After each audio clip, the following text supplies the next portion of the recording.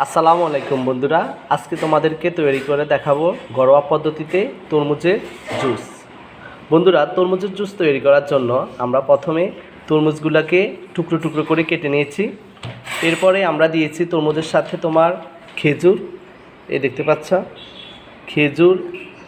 এরপরে যায় তোমার খেজুর আছে, এরপরে এটার সাথে অ্যাড করছি তোমার দুধের সর। এরপরে আমরা অ্যাড করব বন্ধুরা পরিমাণ মতো লবণ।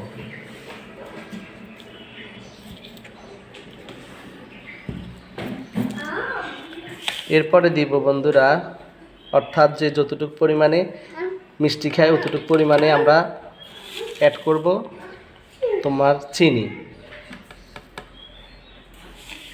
আমরা দিয়েছি তোমার 3 চামচ চিনি।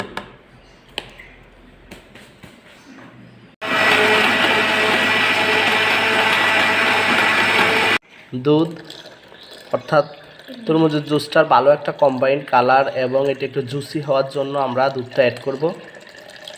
এরপরে আমরা এটার সাথে অ্যাড করেছি বন্ধুরা ডার্ক চকলেট, অর্থাৎ জুসের ভালো একটা সুন্দর একটা ভালো কালার আসার জন্য। এরপরে আমরা অ্যাড করব বন্ধুরা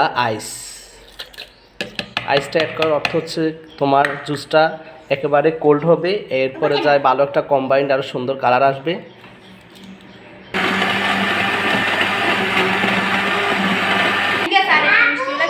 বন্ধুরা দেখতে পাচ্ছ আমাদের হয়ে গেছে, এই দেখতে পাচ্ছ একেবারে ঘরোয়া পদ্ধতিতে তরমুজের লাচ্ছি, অর্থাৎ এটাকে জুসও বলা যায়, লাচ্ছি বলা যায়। একটু গাঢ় হয়েছে, দেখতে পাচ্ছ একেবারে খুব ইয়াম্মি কালার আসছে এবং দেখতে খুবই জুসি লাগতেছে।